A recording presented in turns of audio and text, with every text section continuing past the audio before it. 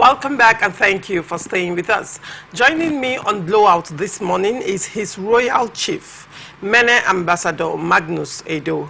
He is a paramount ruler of the Ewa village in Kana local government area of River State. He's a conflict resolution expert, social analyst, and the CEO, RST Universal Resources. Good morning and welcome. Thank you for having me this morning and Happy New Year. I wish you the same. And how did you spend your holidays? I hope you enjoyed it. Yes, it has been good. All right. And then on to the story. President Bola Ahmed Tinubu has reminded governors that their leadership at the subnational level is central to achieving rapid national growth. Governors are critical to food security and prosperity, he said.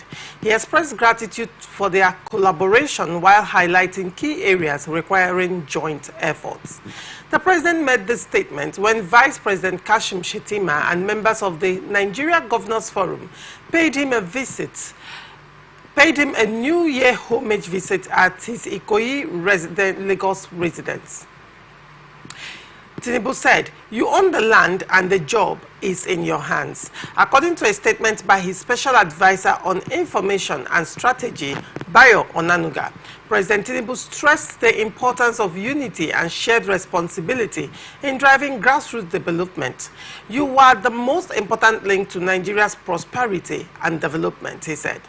Quashing rumors of a rift over local government autonomy, President Tinubu reiterated his commitment to fostering a partnership that prioritizes the welfare of the people and strengthens democratic institutions. Calling for stronger collaboration, the president added, "We have to work harder, grow more, and ensure the situation of our currency improves. Nigeria will see prosperity, but it requires consistent effort from all of us." What do you make of this story? This is a very wonderful statement from our own president of Nigeria.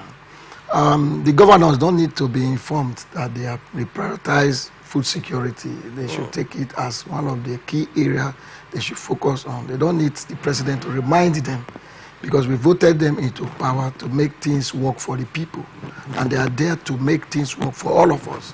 So it's not by the statement of the president that we energize them. They should already know, because in last year, December, all the governors presented their bills, their appropriation bills to the state assemblies, and I believe they placed more premium needs on the agriculture, which I think it will reduce hardship in the country.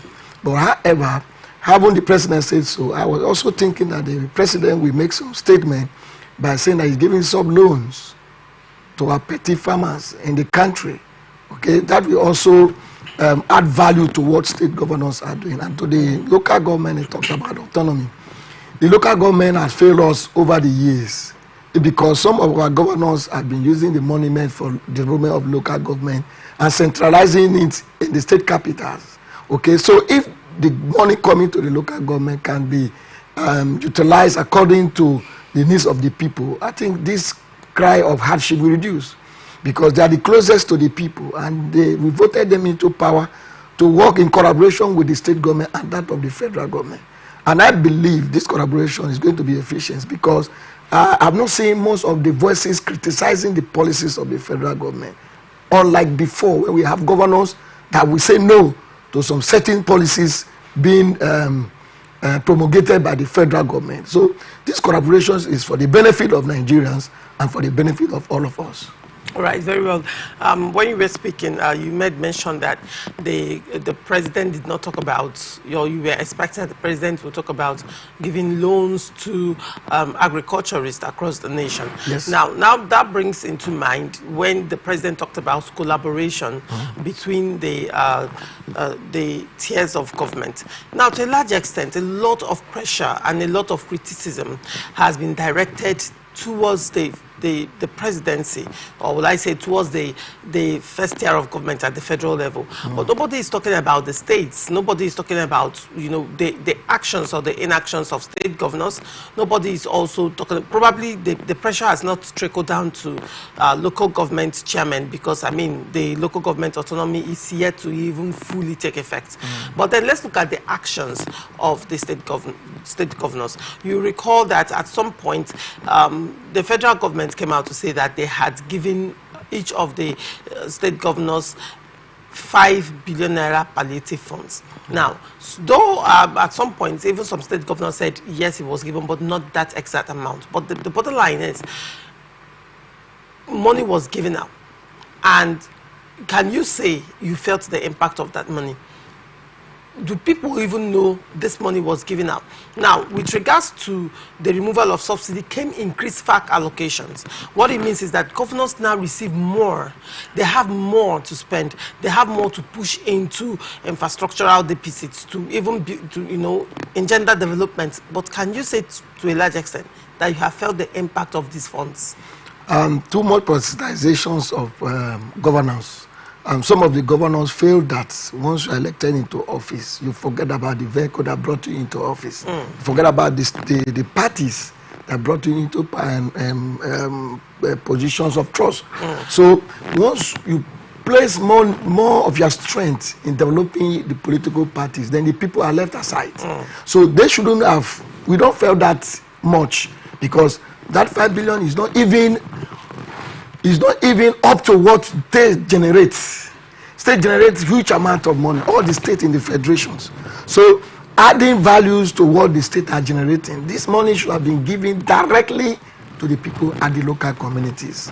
How will it be given directly to the people at the local communities, when in fact, with regards to, let's use Jack for example, you know, the funds that it's supposed to trickle down to the local government, but now the states, because of the joint account, are in control of these funds. How well have state governors made use of local government funds? So how do you intend that money, or how do you think that money will trickle down when, if we are to even use a classical example of the Jack, you know, governors are in charge of these funds and nothing, you know, to a large extent, local communities do not feel the effect of governance? You know, most of the local government chairmen, they have been denying that nobody is touching the funds.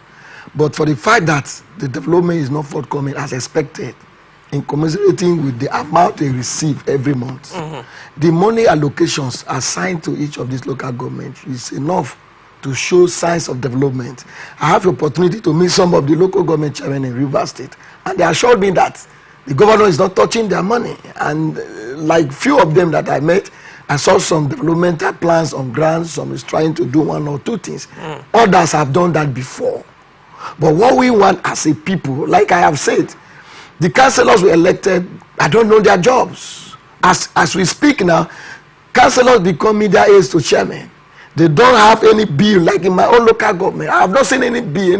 The question would be, these councillors, are they even well oriented as to what their positions are and what's expected of them? That is the problem. You understand? Because you would agree with me that prior to this local government autonomy, most of these positions at the local government level, from the chairman down to councillors, are merely compensatory roles or positions being given to persons who are probably stooges, minions and cronies of whoever the governor at that time is. So if they don't even know exactly, the position is just trusted upon them, do you expect that they will know what that job entails? Do they even have the experience to even carry out their functions in that job? If it's like we have chairmen of council that have been councillors, like in the case of some ministers today, they've been local government chairmen, they have the experience.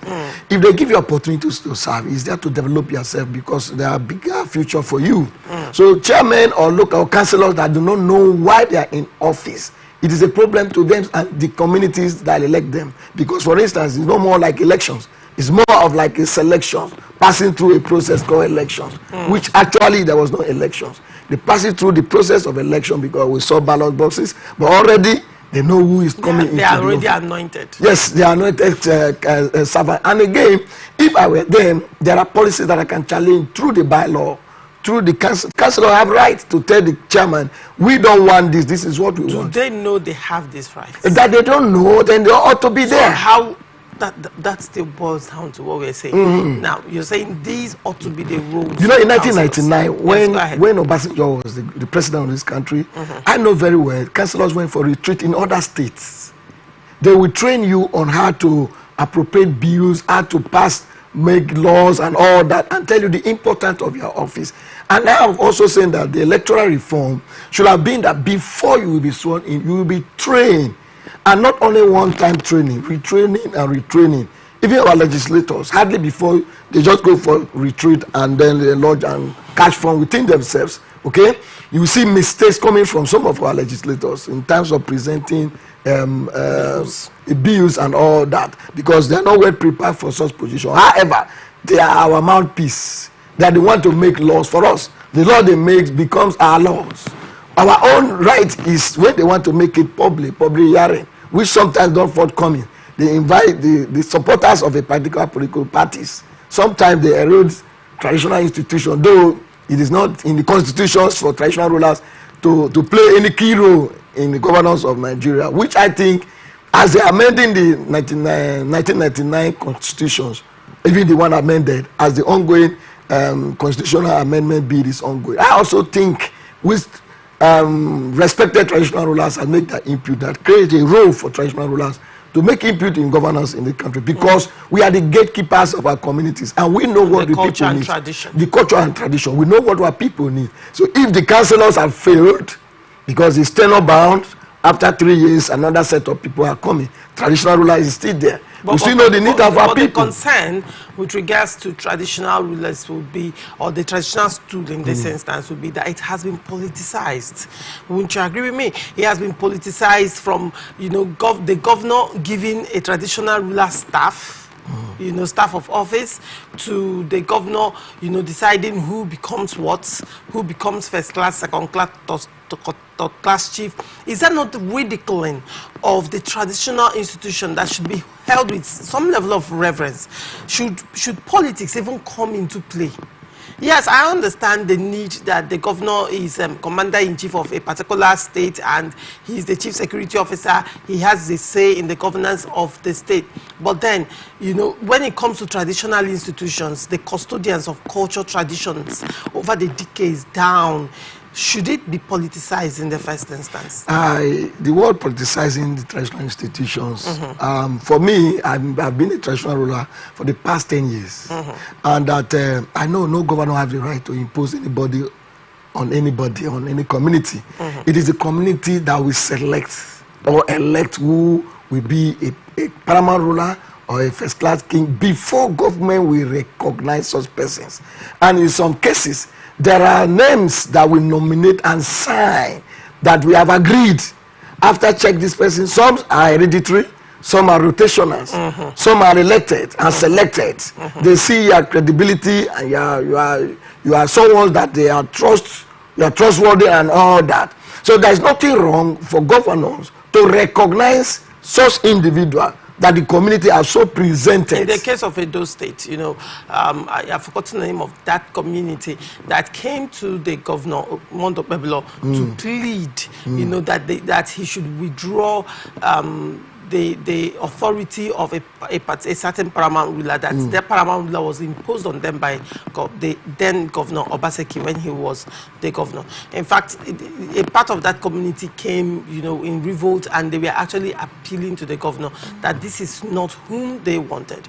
And we've had cases of even the Olubadons too in Ibadan land. You could recall as at last year the issues that surrounded it. I can even take you to Kano Emirates. Yes. You understand how the then governor balkanized the Kano Emirates into 7, and much later, you know, another governor came in. So as long as probably whoever is in power, you know, his vision or the traditional ruler at that point is not supporting him, there are always, the governor has the right in this instance, sometimes through the State House of Assembly, make laws that will balkanize that particular kingdom. It also happened in Benin City. In fact, Obaseki attempted to do that to the Oba of Benin, and the women of Benin, ancient kingdom, went half naked. A lot of things happened.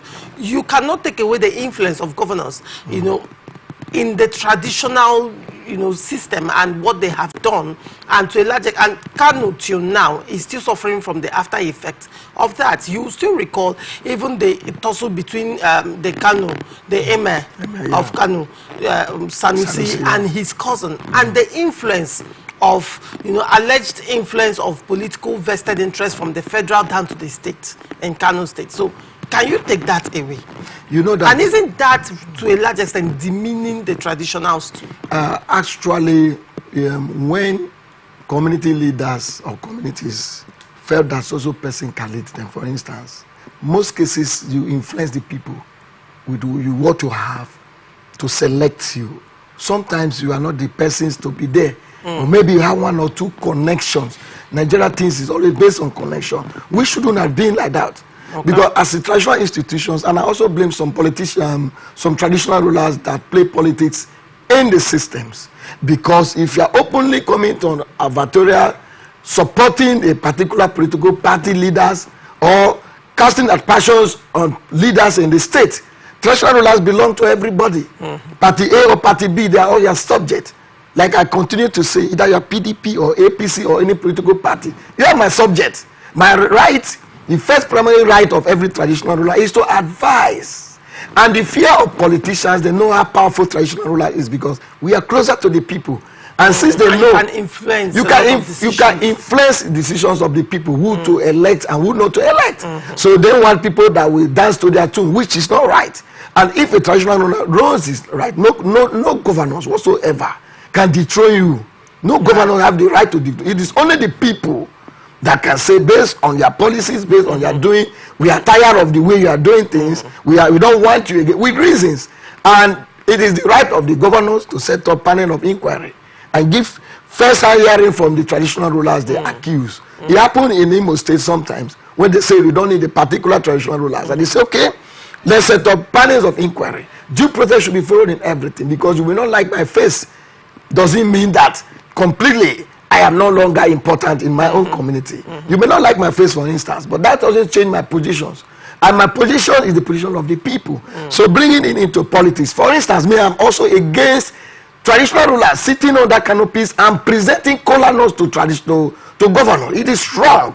Because as a traditional ruler, as we know, during the era of Obasanjo and in Rivers State, the era of Dr. Peter Odili, if you have a commissioning or flagging of a project in a particular community, it is the right of the governor to pay visit to the king of that place and inform me what you are coming to do in my kingdom. Not that the king will go and sit under the canopy presenting a collar. Some of them even kneel down before a subject, before the governor, who is your subject. And some of us that are traditional rulers, sometimes we don't have such power. If you have such power, like me, I've changed in my own kingdom, you don't stand up for politicians. Politicians, you really want to stand up for me, because I have seen other politicians before you are coming. And you will still be former. We don't have former chiefs.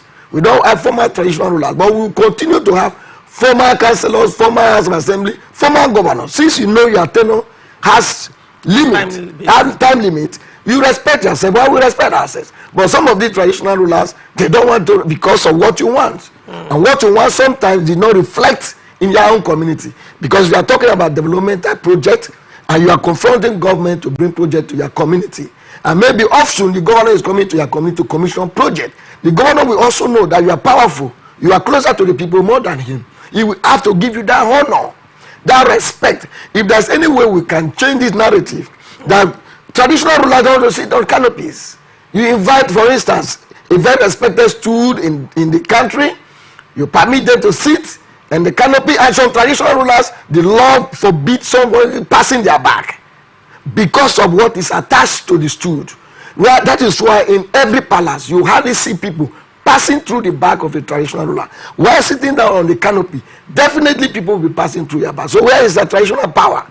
Some tradition, you don't dare cross it. You don't just cross the front of a traditional ruler. So tradition, you don't even allow people to stand before you just straight to your face. You don't even see faces of that. So there are things that we need to amend as a people to help development, because all of this drive to the development of our people. If our community is developed and we are civilized, that is why it is also good for local government chairmen to arrange training for traditional rulers. Often training for traditional rulers. It has been long that we have trainings. You know, how to govern, how to place the culture of your people first. Like in my own tradition, they say, Kola, they don't speak English. But you will see traditional rulers blowing all the grammar because he went to school. Ordinarily, in my own stool, if I sit down there, I don't speak English. I speak the Kana language because my stool doesn't hear English. Because I'm speaking to the people. But you will see a traditional ruler sitting down on a throne, speaking all the grammar, you know, is against our tradition, because the language of the people becomes an identity of the people. Right. When you are not speaking the dialect, you are deviating. So coming back to the questions, the governors know their boundaries. Why traditional rulers also know their boundaries, that if we are to partner, like the president have said, collaborations, in that collaboration doesn't mean that the government is looking down on the traditional rulers, because it is our right to present what we want to the people. All right, very well. Nigerian National Petroleum Company Limited has extended an invitation to former President Olusegun Obasanjo for a tour of the Port Harcourt refinery. NNPCL, in a statement on Thursday, explained that the invitation is aimed at allowing Obasanjo to verify the operational status of the oil processing facility in Rivers State. ATN reports that the ex-president, in an interview, had questioned the operational capacity of the Port Harcourt refinery, which recently resumed operations.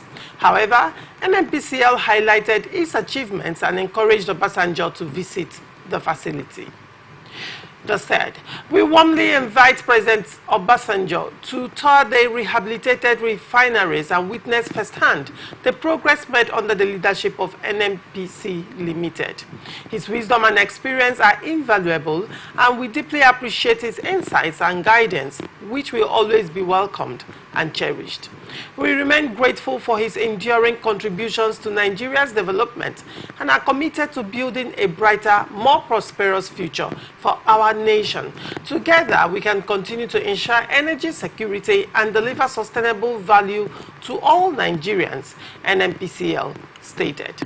What do you make of this story? Obasanjo critiquing, you know, and then NNPCL, the reopening of Port Harcourt refinery has been, you know, it has been very controversial. You know, at some point, some members of the community where the Port Harcourt refinery is came out to say that it is not functioning, that NNPCL is lying. On the other hand, some said a part of it is functioning, even though we know we have the old and the new all inside that complex. But then, I want to hear from you. What do you make of this story? With due respect to our former president, before him coming up to say this, how did he left the Port Harcourt refinery when he was the president of this country? What level did he leave it? And that he's criticizing it now, that it's not working optimally or it's not working at all. It is also discrediting what he left as a legacy to the younger generation or to the older generation that is still governing us as president in Nigeria. Now, we don't need visiting facilities. We need outputs. We need productivities. If actually you are producing, let it be reality. Let it be a reality to Nigeria. We will see that. We believe that removal of fuel subsidy means that let's maximize what we have as a country. And if the president or the people in charge are saying that it is working, you don't need to preach it. We will see that it's working. You don't need to invite me to come and see. We know that this station is working. People doesn't need to come here, but people are seeing us that, yeah, it's working. And the business is going on. We don't need to invite people to start coming around the facilities here. No. So for me, it's not about Obasanjo's statement. It's about what Nigerians are saying.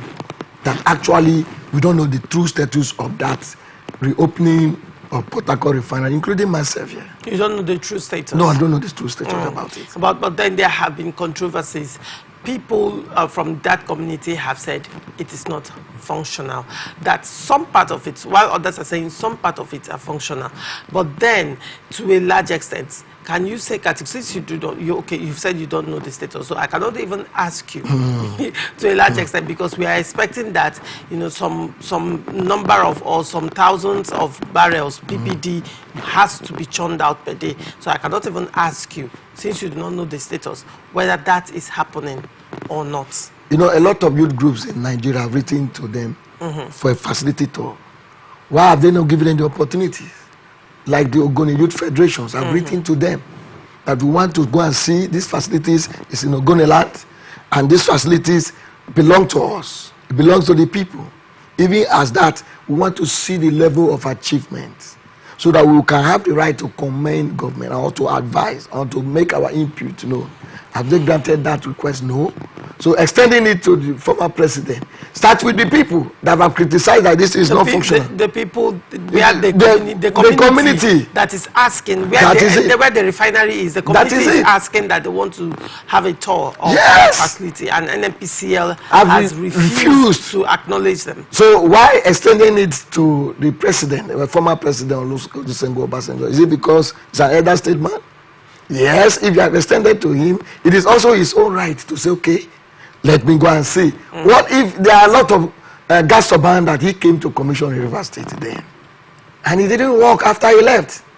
Okay, he can be working when the former president is there in that facilities. They know how to do. Oh, former president Olusegun Obasanjo, you are here with us. You can see how many barrels is coming out. You can see immediately it left. The NEPA will take light. It has always been like that in this country. So it's not about inviting anybody, it's about doing the right thing. Yeah, right. And for you, you can only confirm, or Nigerians can only confirm that the right thing is being done when the refinery actually starts producing that oil, and probably sales will start in full. Then we can now be sure that, okay, the NNPCL, the Port Harcourt refinery is working like NNPCL has claimed. Of course. All right, very well. And the Conference of United Political Parties has blasted President Bola Tinubu, saying his speeches, which have so far not been matched with corresponding action, are pushing more Nigerians into excruciating poverty. The National Secretary of the CUPP, Peter Ame, stated this in a response to the President's New Year nationwide address on Wednesday. According to him, 2024 was a very harsh year for most Nigerians because of the impulsive decisions taken by the government. Ame stated that when the president said he had dealt with corruption, there were no facts to support that assertion. He said, let's look at the Corruption Perception Index. Nigeria ranks 143rd out of 149 countries. The president promised to ensure more land for agriculture annually to reduce food inflation. Well, that has not happened. It's been all talk and more talk, no action. This has pushed poverty to 56% of our population. Roughly 129 million of Nigerians are today living below poverty line. With a single pronouncement of the removal of subsidies, the cost of public transportation jumped by 300%. The CUPP National Secretary said food inflation was currently at about 80%, adding that it could be brought down substantially if the right actions were taken. What do you make of this position? Do you actually agree with the CUPP that the president has not matched his words with actions? The CUPP should also suggest a way forward for Nigerians. Looking at their statement, yes, it's their right to criticize, but what are they also thinking that this president ought to have done that maybe he did not know or maybe he has forgotten to do? Sometimes when we criticize, we should also provide solution-based criticism. Look at in this area of economy, this award you should have done in 2024, and you did not do it. That is why we are here. We all know that the president said he has removed fuel subsidy, and that make cost of living on the high side. And we have also seen that the price of PMS start dropping recently, because for the very first time during Utah period like this, there was no scarcity of PMS across Nigeria. for the very first time for a long time. There was no hurry to buy, or they say panic buying. These are plus to the system. But if, assuming that the price is still on the high side, the availability is there. And if you can believe with me, the cost of transportation didn't just escalate as we experienced over those years during the U-type period like this. Because, for instance, if you are moving from Port Harcourt to Bori, normally those vehicles will have been on a queue. And the few that have gotten PMS, we deliberately increase their fares because there are more demands of the vehicles. But as I speak to you, you will see all the availability of vehicles. It is inability of them to just come out to say we are adding more money. Is it, one would say the availability of vehicles, is it not a pointer to the fact that Nigerians are not even celebrating the Christmas? Because a lot of persons are not even traveling, unlike before. You know, from the moment school closes, usually around, in fact, around from 18th, sometimes around December 15, you see people traveling. But in this instance, River State, for example, on 26th of December, there was traffic. On 27th of December, there was traffic, at least along NTA Road. There was traffic. I was going home. I was like, okay, what is going on? You know, and I recall one of those days, I went coming to work early, and there was traffic. I had to even take a detour.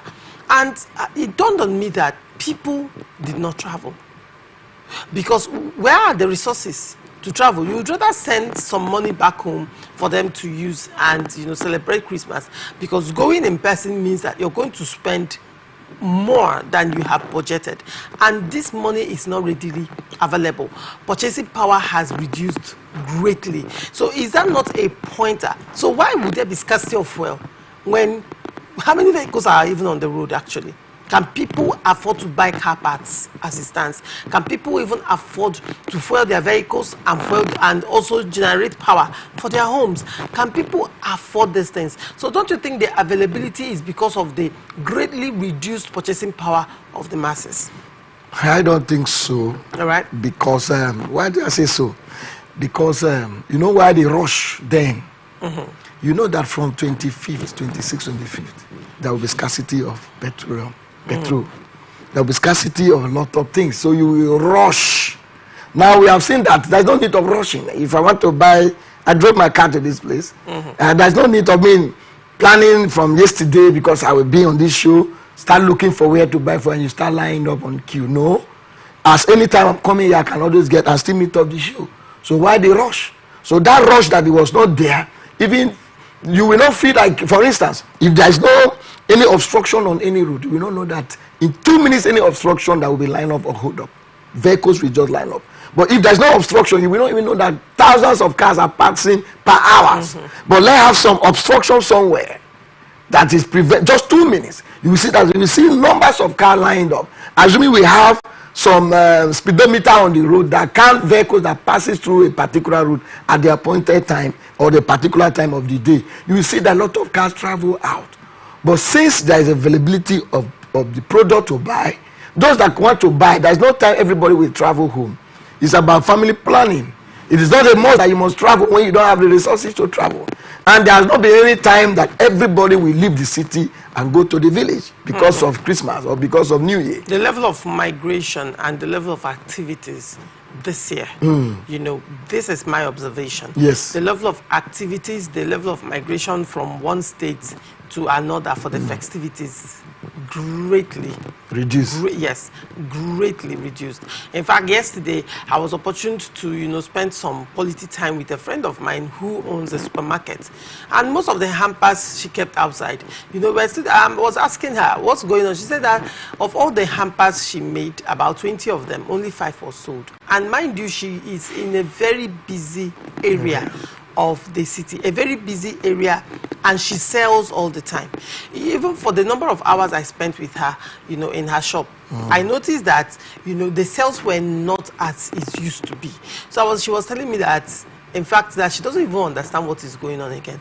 That's a pointer that people are not purchasing like they would ordinarily do. Sure. You would even recall that, you know, usually when you're traveling for Christmas, you see streets are lighted up. Yes. You see supermarkets have designed their complexes. Yes. You see plazas, you see fast foods. You see everywhere is so colorful, particularly in River State. True. River State is a place to be in during Christmas. Everywhere is so colorful. But this year, you know, just very few places. You are right. Even banks. You are right. Very few places. There was nothing going on. Streets were not designed, just few ribbons. And you'd be like, okay, what's going on?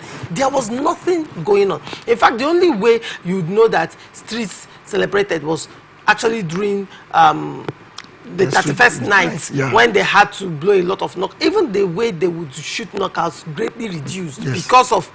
Do you even have the money to buy? Price, yes. Do you even have money to buy? Sure. The price of decorating these things, the price of buying those lights and weapons. So isn't that a pointer, you know, if Nigerians that love festivities, no matter how broke Nigerians are, they would always pay money for one bottle, they will always pay. But now it's not happening.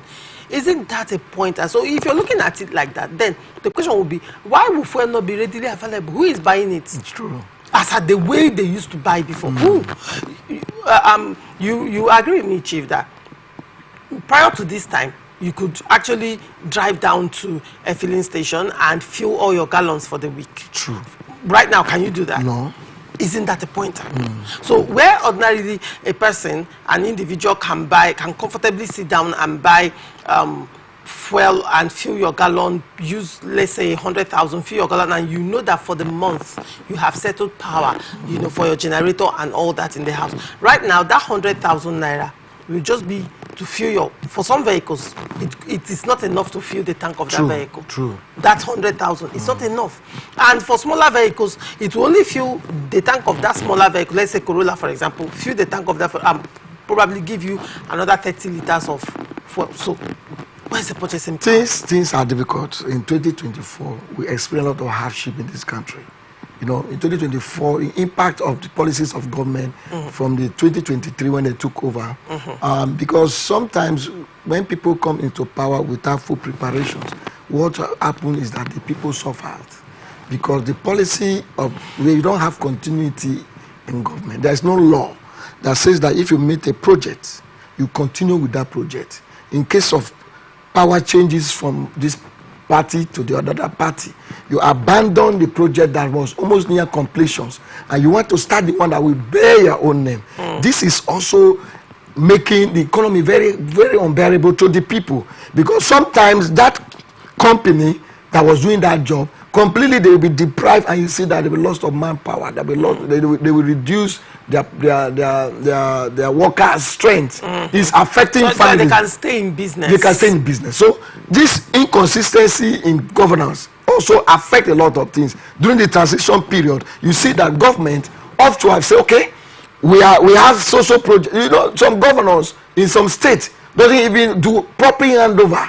In some states, you only struggle, let me be sworn in. When I get into power, I can manipulate and do what I want to do with my own blueprint. You hardly see some governors' blueprint. What we see, who is also supervising the bill, the appropriation bill that they pass and it becomes law when the assembly looked at it, who is also supervising it. Like they talked about corruptions. There is on the high side that the president talks about corruption. Actually, we are not also fighting corruption. We are not also stopping corruption. What we are doing, we are fighting corruption. And like I've said, you cannot fight corruption. You stop corruptions.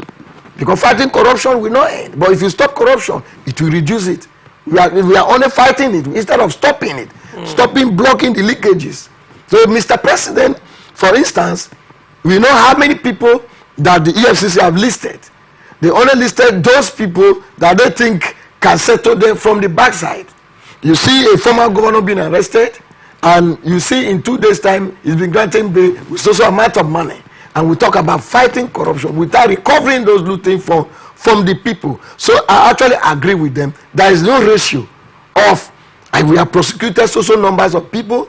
We have returned, like during the time of former President Buhari, we see that looted fund was returned, and also shares in some states. We know the Abacha loot then was returned, and also shares in some states, which the former governor of Rivers State also attests to it, that out of the Abacha loot which they share, he was able to make do some flyovers for Rivers people. So you see that when these looted funds have not been recovered to the people and utilized into the system, We don't know how it comes. We talk about fighting corruption or stopping corruption, like I've said.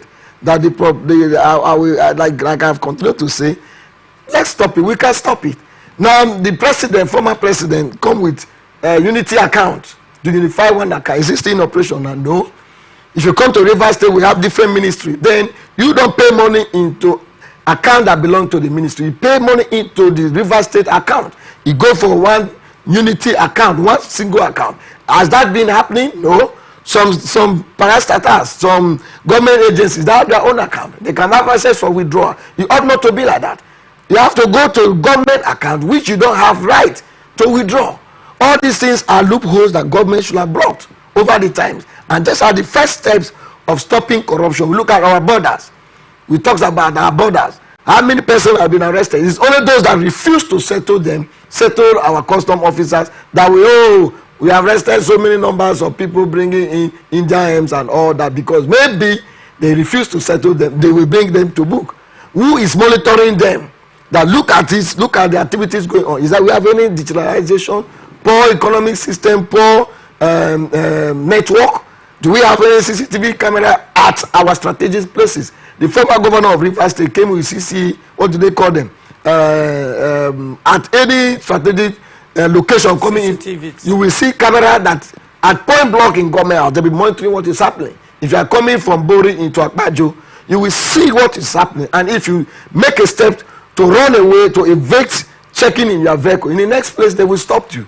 Has that been operational today? No. All those things are wasted fund of government. And when the new government come and they don't consolidate on that, it affects the people. It increase crime in the society. Like if you see now, we are talking about reducing circulation of physical cash. Gradually, it reduce crime. You see that the rate of picking pocket also reduce. Because if you see me, I'm not with my ATM card, I'm not with cash, but I can do transfer elsewhere, and my transactions still go through. Network is also being a barrier.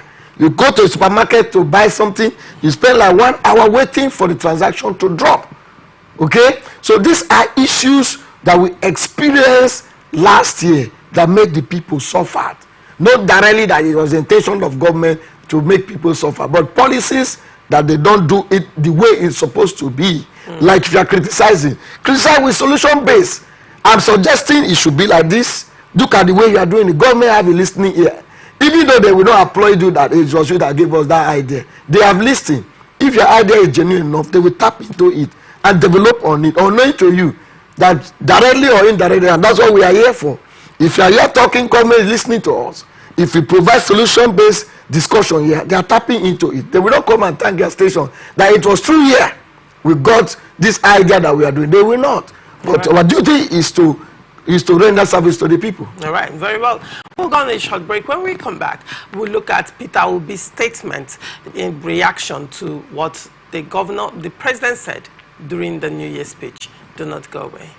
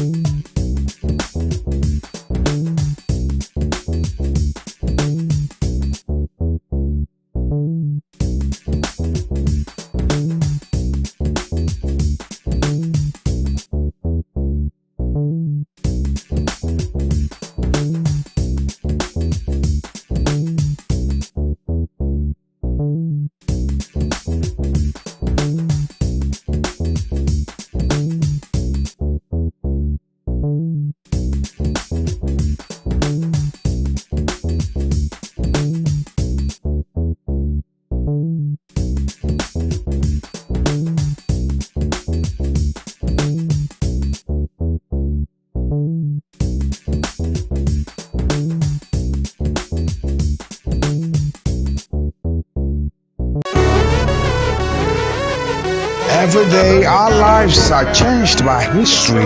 We are one people, all of us. Leaders, politics. Nobody's ambition is what I have fought a very firmly. Natural occurrence, war, and the world economy. I belong to everybody, and I belong to nobody. ATN covers it all on ATN Politics today.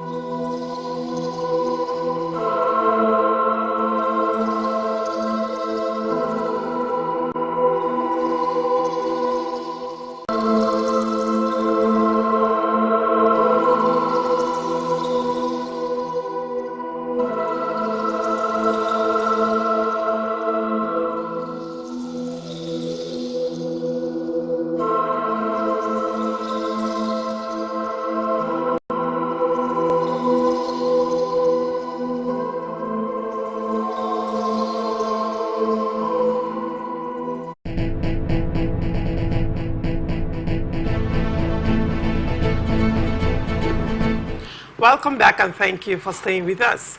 Presidential candidate of the Labour Party in the 2023 general elections, Peter Obi, says out of the approximately 580 days of President Bola Tinubu has been in the office as of December 29, 2024, the president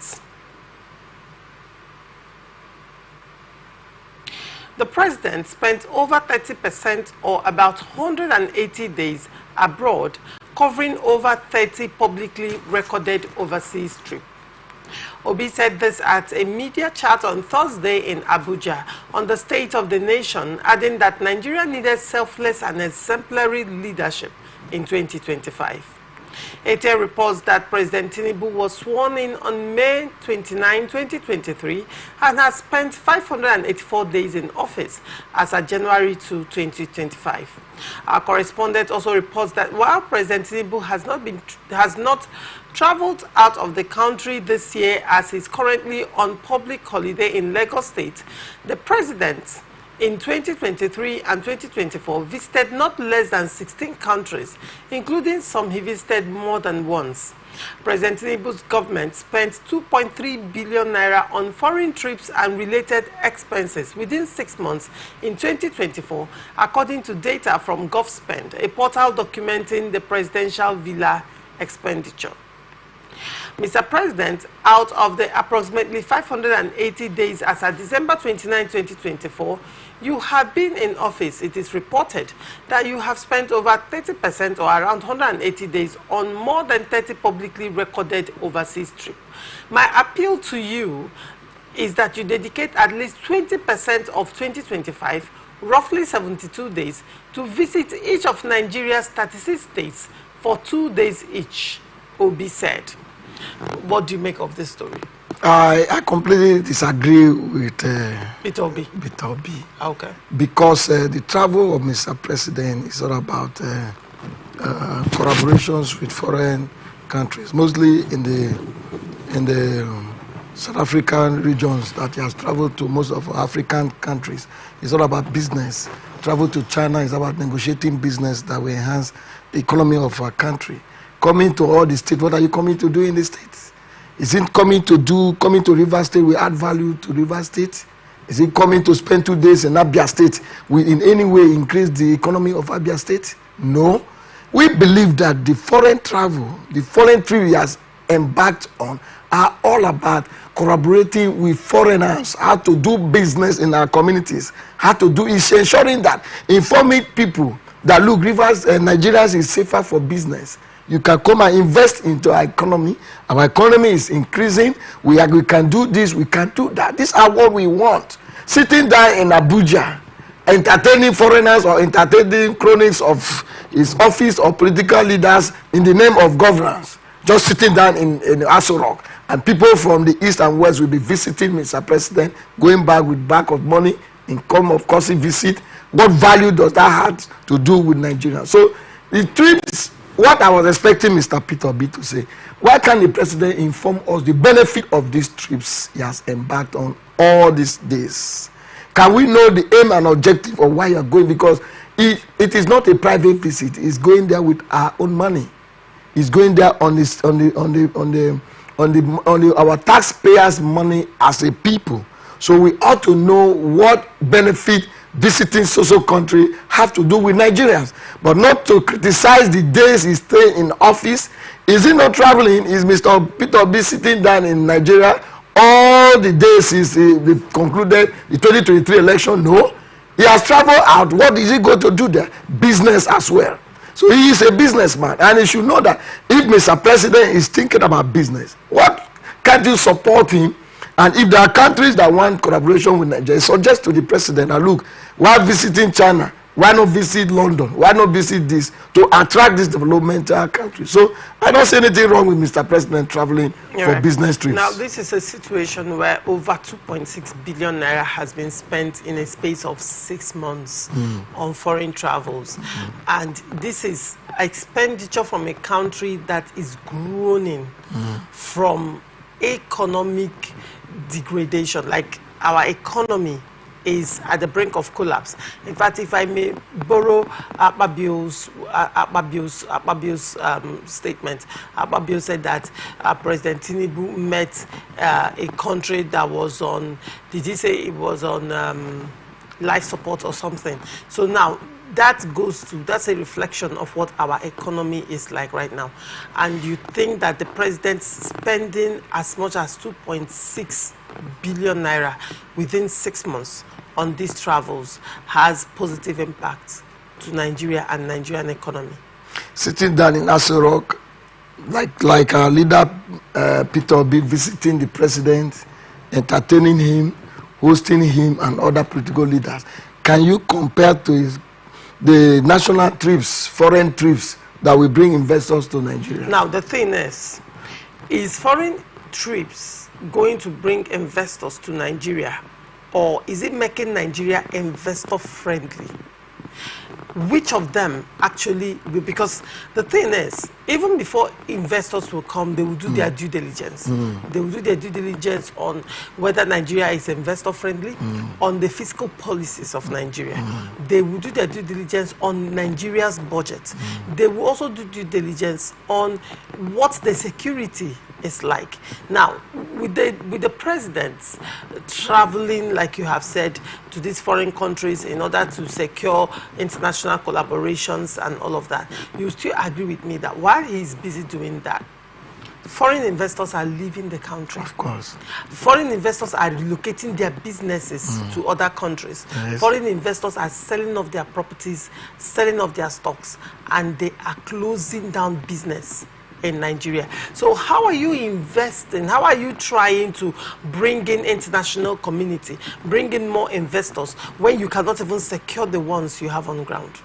You know that there are so many bilateral agreements signed with some of these foreign countries that also motivate the citizens of that country that, look, our government is in collaborations, because these investors, some of them are independent. They are individual companies that are not controlled by those government of those states that you have visited to. But when you assure yourself that, look, I'm coming here because I have my security here, okay? It does not affect my community as a people. But my community people see me here, it gives them the face to do business here. Because they know that their traditional rulers used to come to this studio and have an agreement with you people. They believe coming to do business here, we can bargain and we reduce costs. It will reduce costs. If you are selling something like 10,000 naira for a thing, because of our relationship, because of your relationship, we are giving you for 8,000 naira, and we use a discount of 2,000 naira. So coming into the economic benefit of that, when the people of that particular country see that their president, their government have a bilateral agreement with Nigeria, with a particular country, it motivates them to go into further investigation whether their business can strive in this country. It is not when President Tinubu comes into office that companies start leaving Nigeria. Companies have been leaving Nigeria due to a lot of factors, due to the economic factor, the political factors, due to the insecurity in some areas where they operate, due to some things, some unnecessary taxations, multiple taxations on this country. Doesn't that still point down, or doesn't that still boil down to the president actually sitting back in Nigeria and confront issues head on? And when he confronts issues head on, handle this crisis and these issues that are already driving away foreign investors who have invested in the country. When these issues are confronted, do you think it will be now necessary for the president at this point to start visiting other countries? Countries will naturally want to come to Nigeria to do business with Nigeria, because Nigeria, not only do we have an amazing weather, Nigeria as a country does not suffer, natural disasters that might affect businesses and incur into a lot of loss. Nigeria has very welcoming people. Nigeria celebrates foreigners, so to speak. Now, to a large extent, is it not, if the president gets it right, handles these indices that you mentioned, that's actually pushing away investors, don't you think at this point he doesn't even need to start visiting these people when our economy is stable and back to its former glory? Don't you think investors naturally will be coming to Nigeria? Investors will seek the face of the president and not president going out to seek the faces of these foreign countries in the first instance. Recall that there was a time Nigerian economy, in fact Nigerian naira was even at par with dollar. Yes. And at that time, where the president or the commander-in-chief of the country at that time visiting other countries were coming seeking the face of Nigeria. They wanted to be in good books of Nigeria. They were seeking the favor of Nigeria. They were the ones coming. Now, is it the same?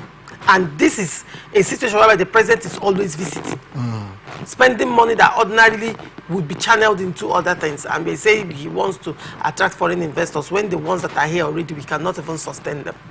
Like a media chat of Mr. President, he talks about, he has ministers, and these ministers' portfolios, and they perform Okay? Now, these are so responsibilities of each of these ministers to perform. We have the Minister of Foreign Affairs, you know. We have the Ministers of Blue Economy. Okay? We have different ministers with different portfolio and responsibilities to perform, but all boil down to their advice to the president. So for the president leaving the country doesn't mean that those ministers are not functionals. They are all functional. He mentioned that he's not going to fire any person until he finds that they are not performing. He mentioned that. Yes. Now, the thing is, the president is saying the ministers are working. Yes. And Nigerians saying the ministers are working. Now, the president, on the other hand, you know, like Nigerians have said, a lot of Nigerians are of the opinion that the president is not even listening.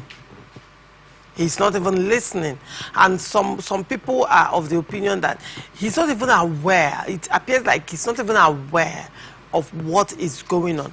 When the president comes out to say the ministers are working, are Nigerians holding the same sentiments?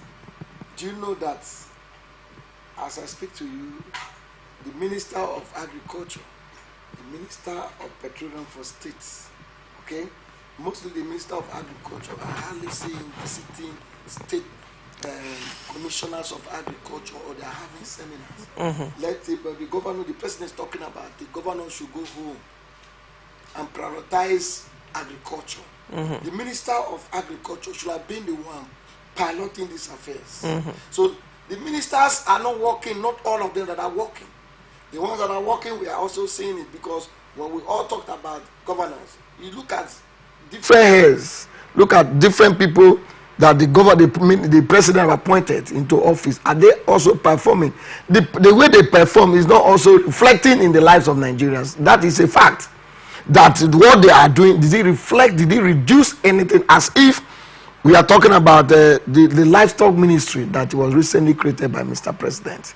What are the functions of livestock ministry when we already have a Ministry of Agriculture that encompass all this? Multiplications of ministry. Also, we were talking about reduced cost of governance. This are area I was thinking Mr. Peter B should also look at and advise. Mr. Peter B spoke about a lot of things. Okay. But we are picking out a segment of Yes, what he said, yes. which is the constant traveling of Mr. Peter B said. He's saying that it's a wasteful, is waste resources. He says it's wasteful. Yes. Considering that, you know, one would say that Nigerians have not seen positive results. In fact, what we have seen so far right now is a scandal that has emanated from one of these visits. The visit to France, and then after that, Niger Republic is coming out to accuse Nigeria of,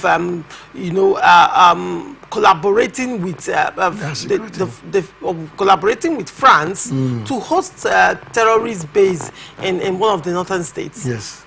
And now Nigeria is at a denial. Probably if that visit was never made.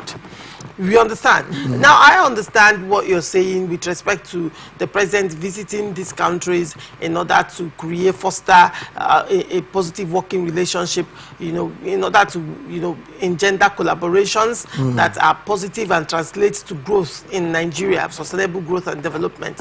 But at the end of the day, now, let me ask you, His Royal Chief, can you tell me of all these visits, genuinely, in 2024, the one that you can say have yielded positive results? You know, building relationship takes time, and bringing investors takes time, okay?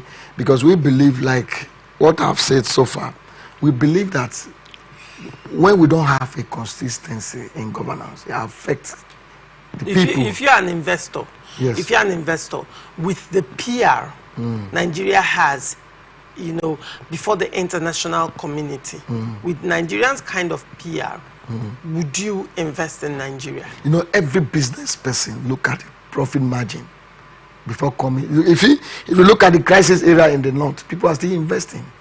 If you look at some of the NGOs that are coming into those most crisis areas in some part of this country, you see people coming in to invest. You call them NGOs, yes? Yes, NGOs. All right. Most of the NGOs are also coming in. They are NGOs. Yes, they are NGOs. Some of them are targeted to address issues in these crisis-laden areas. Yes. So they are NGOs. I'm talking of business core businesses that can employ thousands and thousands, I mean meaningful employment of thousands and thousands of Nigerians. Businesses that will come in and have impact in Nigeria. But instead of attracting these things, what we are seeing is that businesses are leaving. They are leaving the country. And that's why I'm asking you that with the kind of PR, that is the kind of public relations, the kind of image Nigeria has before the international community, if you are an investor, considering the fiscal policies, considering the taxation system, considering a whole lot of things, down to security, down to insecurity, down to a lot of indices, would you invest in Nigeria? Do you know that, I will answer that question. Do you know that most of the essence of why president is traveling, also looking at the economic policies of each of these countries, the best approach to solve issues, and that why is investors leaving Nigeria to other countries? Don't you think it's also part of what is going there to study and also going there to see? And don't you think that will stop foreign investors from coming in, because they are seeing some of these investors, like I said, they are foreign investors. Yes. So now they are also doing their due diligence on why so and so strong investment is leaving the country and moving. Some investments have even moved to South Africa. Some investments have moved to as close as Ghana. Even Nigeria. Yes, and Nigeria is losing out. That is why we need leaders. Nigeria is losing out. Do you the fact that the Niger Republic even is the audaciousness to even start pointing fingers? Do you know that prior to this time, the level of glory and PR Nigeria had before the international community, countries like Niger cannot point a finger at Nigeria. Of course. But now that is what is happening. Of course. Isn't that what is happening? Isn't that what is happening? Now, let's even look at countries like Niger Republic and all that. Now, these countries, do you see their government? I will use Niger as an example, even though, you know, they are not running a democratic system.